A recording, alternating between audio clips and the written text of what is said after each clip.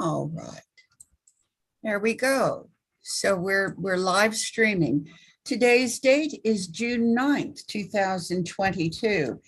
In Wilbarger County, Texas, I call cause number 29514 in the interest of Alyssa Vidari. What says the state? Ready, Your Honor. Present by telephone is Camilla Vidari. Is that correct? Yes, ma'am. Are you ready to proceed? Yes, ma'am. Also present by telephone is Timothy Pena. Are you ready, sir? Yes, Your Honor. The court's file reflects that Renee Vidari was served with notice of these proceedings back on April 1st of 2022. However, he has not made an appearance today. This case was set for 9 a.m. and it's now approximately 9:45. So we are proceeding without him. Ms. Vidari, have you ever divorced from Mr. Vidari? Yes. Okay, and Ms. Coons, have you seen a copy of that divorce? I don't know that I have, Your Honor. Let me see what I can pull up on that if we have that. We do have DNA results that have been filed.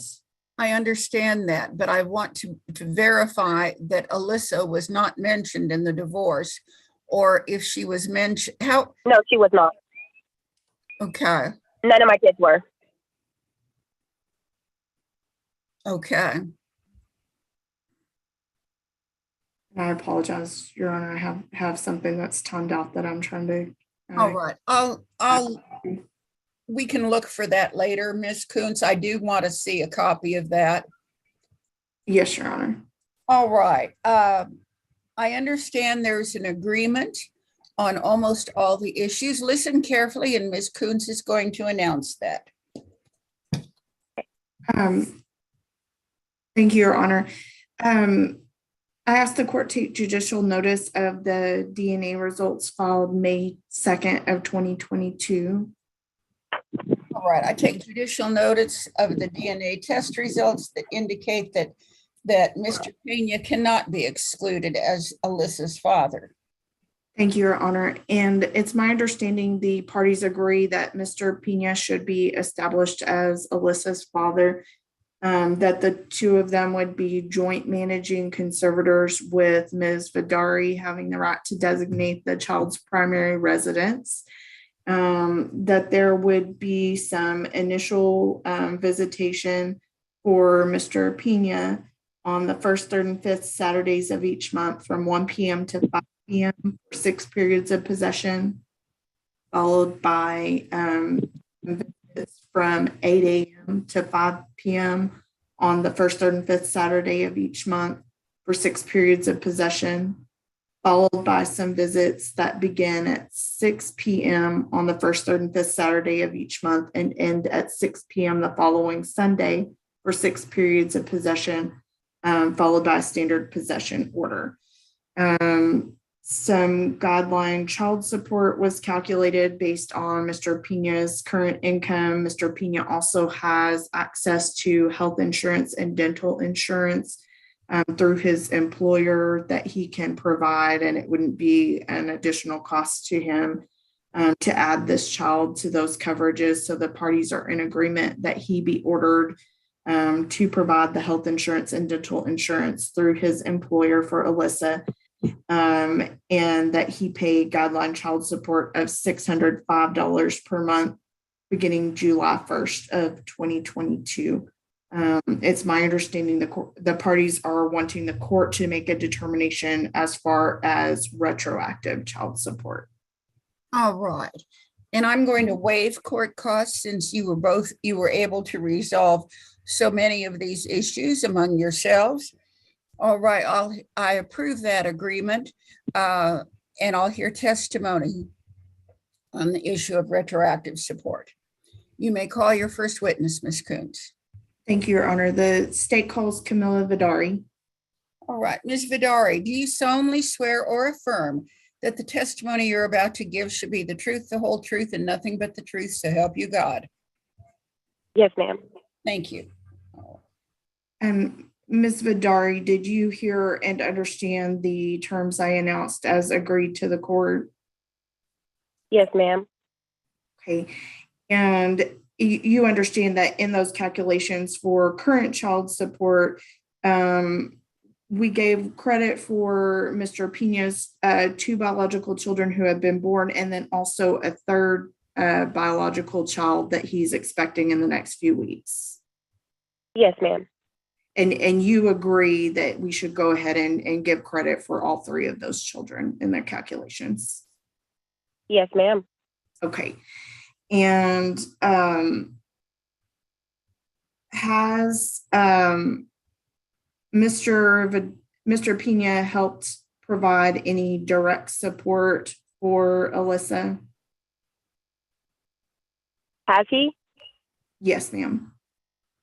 No, he has not. Okay. And was there ever a time period when you and Mr. Pena were both residing in the same home with Alyssa? No, ma'am. Okay.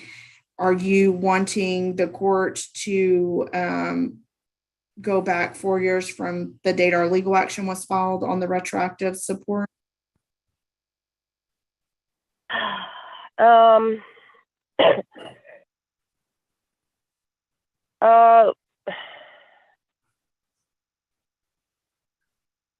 No, I'll take it back 2 instead of 4.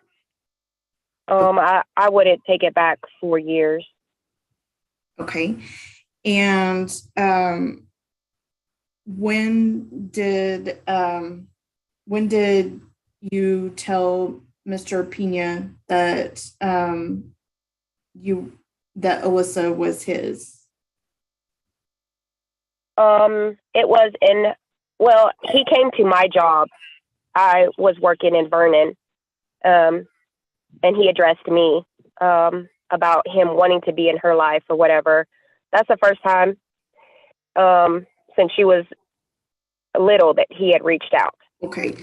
Did he know back in March of 2020 that Alyssa was his? Yes. Okay. Pass the witness. Mr. Pena, do you have questions you want to ask her? There's some information I'd like to, I'm sorry. It just needs to be in the form of a question. You're going to be able to tell your side of the story in just a minute. I don't believe I have any questions, ma'am, Your Honor. Anything else you want me to know, Ms. Vidari? Just whenever she was 18 months old, him and his wife did address me and my husband at the time at Walmart. And my husband specifically told him and his wife that if he sat there and took us to court and get the DNA test, that for all he knows right now, he's Alyssa's father. That's exactly what he told both of them, and that was it. And they've never reached out until he reached out last year for Alyssa at my job, reaching out to me. Sorry, I'm sick. Oh, right. Go. You may call your next witness, Ms. Kuntz. Thank you, Your Honor. The state calls Timothy Pena. Mr. Pena, do you solemnly swear or affirm that the testimony you're about to give should be the truth, the whole truth, and nothing but the truth, so help you God? Yes, Your Honor, I swear. Thank you. Go ahead, Ms. Kuntz. Thank you, Your Honor. Mr. Pena, where were you employed in 2020? Pardon? Where were you employed Pardon? in 2020? In March of 2020? Yes, sir. March of 2020, I was unemployed. Okay. No, hold on. Whoa. I'm sorry. I get my dates wrong. Okay. March of 2020, I was still employed at Arconic. Okay. It was And I'm sorry. how much did you earn when you were working at Arconic in March of 2020?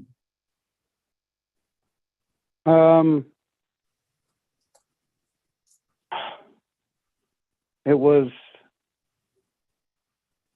$23.50, I Okay. believe. And how many hours did you work per week? 40 at least. Okay. And Sometimes what it would you, varied. My hours varied for overtime. It varied. what would you Sometimes say it was was average? 42, 43 maybe. I don't know if you want to average all out, yeah, because sometimes Okay. it was available, sometimes it wasn't. Okay. And when did you stop working at Arconic? I was laid off in June of 2020, Okay. and I was laid off for a year. And you were laid off from June 2020, and then June 2021, was that when you next worked? I got rehired at Arconic on Okay. June 14th. So from June 2020 until you got rehired in June 2021, were you receiving unemployment benefits? Yes, ma'am. How much did you receive for unemployment benefits? $5.21 a week. Okay. And when you rehired in June 2021, what was your hourly rate? $23.50. They started me right back where I left off. Okay. Were you averaging the same 42 to 43 hours a week? I would say that's around, yeah, about 40. That should be right, because it was about the same. Okay. And at has there been any point since then that your hours have changed as far as what you're averaging? No, everything's pretty much been the same, Okay. And except my pay rate. My pay rate did go up back in March. okay, so your pay rate changed from $23.50. It increased in March of 2022. Is that correct? Correct. And what is your new hourly rate as of March of 2022? $24.81. Okay.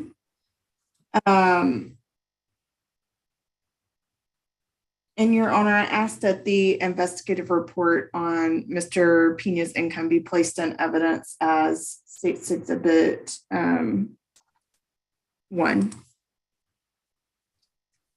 Admitted as states number 1. Thank you, Your Honor. I pass the witness. Ma'am, Mr. Pena, is there anything else you want me to know that hasn't come up through the question and answer? yes, ma'am, if I may. So when it was asked if I ever supported Alyssa, since we found out officially, I have offered when Ms. Vidari and Mr. Vidari were still married. We were doing visitations and I would offer to buy her things, or if she need anything, does she need this, need that? And I was always told, no, we got this. No, it's okay. We already have it. Don't worry about it. When we first, I approached Miss Vidari at her work, as she happened to be working at a local gas station that sold burritos. So I went there and I seen her, and she didn't mention anything to me. So the next time she didn't mention to me, I seen her again. She didn't mention. So on the third time I seen her, that's when I decided I was going to go ahead and confront her and ask her. And her immediate response was, "Yeah, she's yours. She's been yours. I've known. She looks just like you." I think her words were, "She looks just like you." And I explained to Ms. Vidari the reason that was so important to me now is that it's always been on my mind. It's always been something I've always needed to know. Even when Ms. Vidari was pregnant, we had a sit down. Me, Mr. Vidari, and her had a talk and said we were going to handle this maturely and see about doing a DNA test. So when she had an appointment in Childress with the doctor in Childress, I was going to go and ask the doctor's questions about the DNA test while she was pregnant, so we could go ahead and find out and get things going. But they canceled their appointment. We all got there to Childress, and Mr. Vidari was angered that I was there, and they canceled their appointment and went back to Chillicothe, and I went back to Vernon. When Alyssa was born, they didn't deem to inform me that she was born. Her aunt Eva Rodriguez, called me up, had my number, and called me and told me, let me know that the baby was, this is 2 days after Alyssa was born, 2 or 3 days, I want to say, and let me know that Alyssa was born. I said, okay. So then I went to Chillicothe to find out. I knocked on their door and said, hey, we need to find something. We need to do something about this so we can, do DNA tests and get things going. But no one ever answered. I got a call a couple of days later, and Camilla was questioning me, why'd you come to where we live? Why'd you come to our apartment? And I said, well, I'm trying to do the right thing. And nothing ever came of it. I mean, I've held the same phone number. I kept my address public, and I've worked at the same place for 12 years. So, trying to keep myself available, and so no one can say they can't find me or know where I'm at. And then back when we did see them at Walmart, we talked to them, and we gave, because we talked once again, we said we need to do a DNA test, and they agreed that, we should do a DNA test and do the right thing. And we left them our number, our contact info, but no one ever contacted us, and they didn't give us theirs. So nothing ever came of that as well. So I didn't see him again. We never did really bump into him at all or see him within that time span. And 2020 May, when I got laid off, I was actually laid off because I got COVID and I almost died. So after that, that's where the I needed to find out about Alyssa really sink in, that because she does have other siblings here. She has a family here, and things need to be known. And so when I did see Camilla at her work, it wasn't there. It was there for Alyssa's sake as well. I mean, you know what I mean?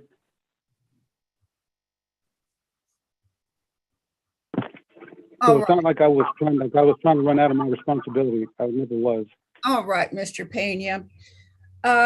Based on the testimony and evidence, then first of all, I'm approving the agreement on all the issues that you've announced. On the issue of retroactive child support, I'm awarding 3 months retroactive child support representing April, May, and June of 2022. At the current rate, Ms. Kuntz, it was $605.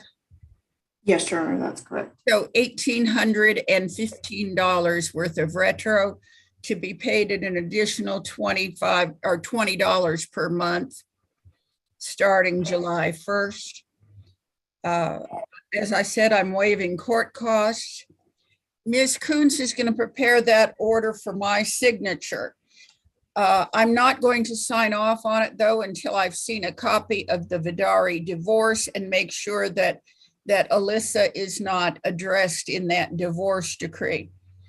But I will sign that order, and there is a period starting now of 3 business days during which anybody can request a new hearing. If you do that, you get a new hearing in front of Judge Byrd, and he would start over and hear from you both again and make his own decision. But if nobody does that, my order starts to become final, and you should get a copy of it within about 2 weeks. If you don't get one within that time frame, call the Wichita Falls AG's office and just remind them to send you a copy of your order. All right? Okay. Yes, Your Honor. Good luck to all of you, and to Alyssa, my best wishes to her as well. Thank you both. Thank you. Thank you.